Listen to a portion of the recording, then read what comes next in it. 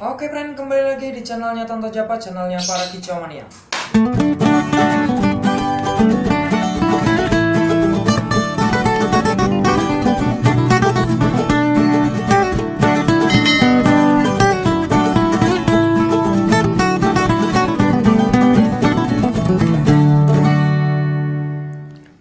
Oke friend, masih bersama gue Tonto Japa. Kali ini gue mau ngebahas burung vector.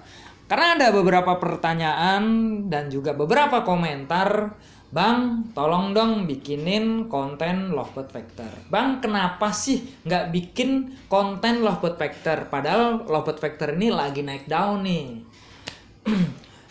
Ada juga yang gini, Bang, banyak channel yang ngebahas tentang lovebird konslet, tapi sangat minoritas sekali channel yang ngebahas tentang lovebird vector. Oke, kali ini gue mau ngebahas tentang vector, dimulai dari settingan atau rawatan harian, kemudian sampai settingan di lapangan. Yang pertama, gue main vector jenis kelaminnya betina. Kenapa betina? Satu, burungnya gampang duduk atau mudah jinak, nggak gerabakan atau nggak takutan lah. Kalau untuk lovebird jantan itu bukan berarti semua jantan seperti itu, tapi rata-rata itu nggak mau anteng. Tapi kalau betina rata-rata ketendang birahi sedikit aja dia mau anteng dan duduk di tangkringan. Yang kedua, durasinya. Hampir rata-rata untuk betina ini durasinya tuh panjang. Bukan berarti juga jantan nggak ada yang panjang ada, tapi rata-rata kebanyakan betina ini durasinya panjang. Makanya gue untuk main di vector pakainya betina. Gue pernah ngebahas tentang vector pakai jemperan. Kali ini murni pure gue pengen bahas tentang single, kemudian dengan sistem tempel yang seperti apa, tapi naiknya tanpa jemperan. Oke, yang pertama gue pengen bahas tentang sistem tempel tapi tetap vector. Jadi vector rata-rata dikerodong, disendiriin, disinggelin, nanti setnya adanya di lapangan. Kali ini gue mau ngebahasnya bagaimana saat posisi di tempel, di ablak setiap hari, tapi burung ini kita turunkan di kelas vector. Bisa nggak sih Bang, dengan sistem tempel ini bisa buat rawatan atau settingan untuk lovebird vector? Bisa. Jadi si lovebird vector kita ini tetap kita ablak setiap hari, ya sama dengan setnya untuk perawatan lovebird menuju konslet tadi, yaitu 3 burung, player kita adanya di tengah, semuanya diablak setiap hari, ketemu setiap hari, mandi jemurnya setiap hari juga ketemu, sistem penggacorannya kita petel setiap hari. Nah, burung ini keuntungannya kalau posisinya di sistem tempel tadi, otomatis burung ini sudah tidak emosi lagi. Emosinya tuh stabil. Karena apa? Karena dia ngelihat nih, setiap hari ngelihat burung. Oh, ini burung, ini burung. Begitu dia dibuka di gantangan, digantangin saat lomba, posisinya nggak kaget lagi, nggak emosi lagi gitu. Karena setiap hari memang ngelihat burung. Jadi keuntungannya di situ. Tinggal kita mainin di tingkat birahinya. Entah itu kita birahinya ini di titik gacornya dijemur dulu, atau dikasih jagung dulu, atau dikasih kangkung dulu, baru ketemu di birahi di titik gacornya, dan di situ kita setnya. Sebenarnya untuk settingan di lapangan dengan sistem tempel tadi itu sebenarnya sama persis yang ada di rumah saat kita ngerawat hariannya. Nah, rawatan harian itu misalkan burung kita ini ketemu di titik gacornya itu saat jemur, kemudian mandi, kemudian setelah sekian menit burung ini menjadi gacor. Dan ini sebenarnya bisa nih dijadikan set lapangan. Jadi posisinya nanti burung kita dijemur dulu, kemudian dimandiin, kemudian nunggu beberapa menit baru digantang, burung kita menjadi gacor. Nah, nanti kita tandai nih burung kita tuh seperti itu.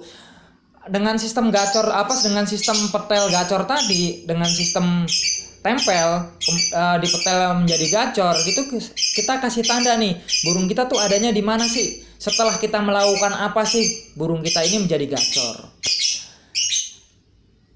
Dimulai dari pakan yang polos. semuanya gue pakai pakan yang polos agar kita tuh ketemu nanti di titiknya itu, titik gacornya tuh lebih mudah. Terutama untuk lovebird betina. Karena emang betina ini 80% birahinya ada di bawah. Nah, kalau kita betina ini posisinya rata-rata ada birahinya ada di bawah, maka kita pakainya pakan polos dulu. Kemudian kita mainkan di mandi jemurnya dulu. Kena nggak nih di mandi jemurnya? Burung gacor nggak nih? Gitu. Kemudian kalau nggak kena ya kita otak-atik di extra pudingnya. Kita pakai timun, kita pakai jagung. Nah, di mana nih kenanya nih? Atau justru burung menjadi birahi. Oh, berarti kalau ini harus dimandiin malam. Nah, ini birahi, posisi burung berarti birahinya ada di birahi bawah.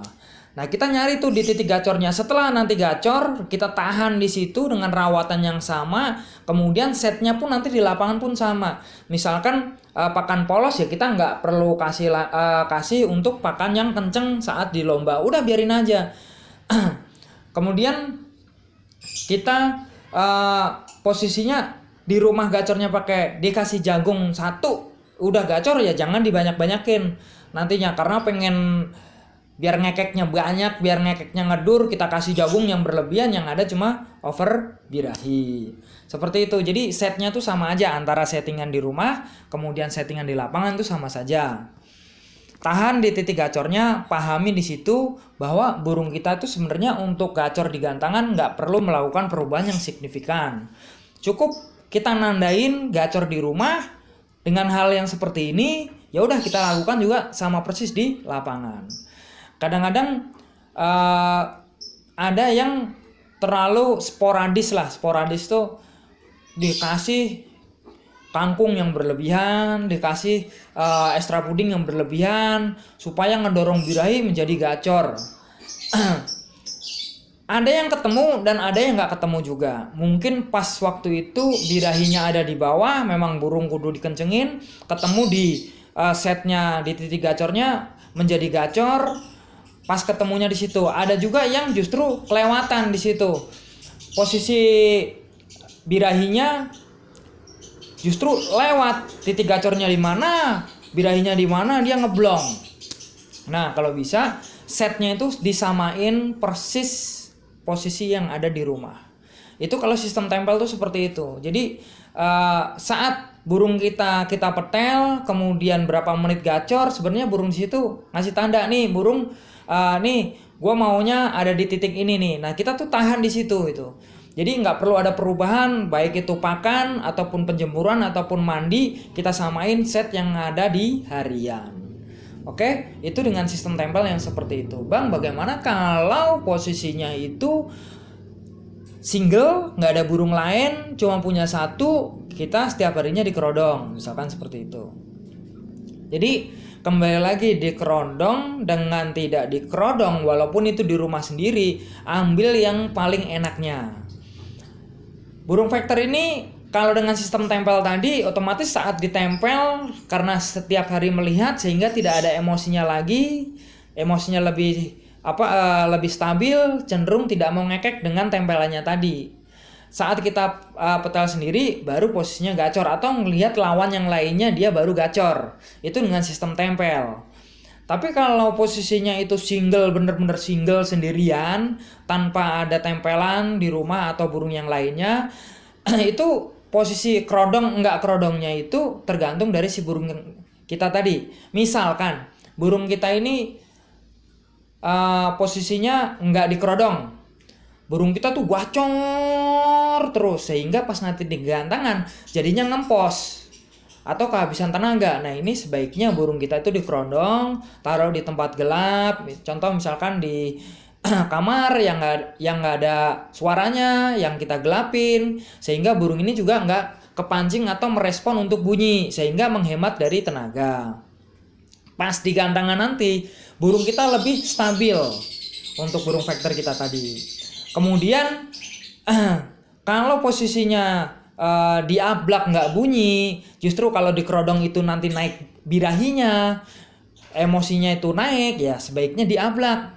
Yang penting burung ini kita pas lagi digantang kita nggak ngempos, karena Ada juga tipikal yang burung diablak sendirian nggak bunyi, tapi begitu ketemu burung lain emosinya naik, birahinya pas, sehingga jadinya bunyi gitu. Ada juga yang seperti itu.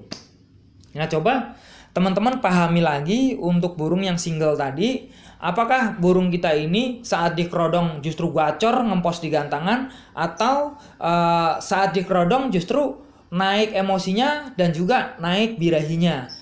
Nah, kita harus pahami di situ gitu. Nah, nanti penanganannya pun juga beda. Begitu misalkan burung gua bocor, gacor, kalau nggak dikerodong, gua kerodong, tapi birahinya dan emosinya naik. Nah, nanti bisa diakalin di situ.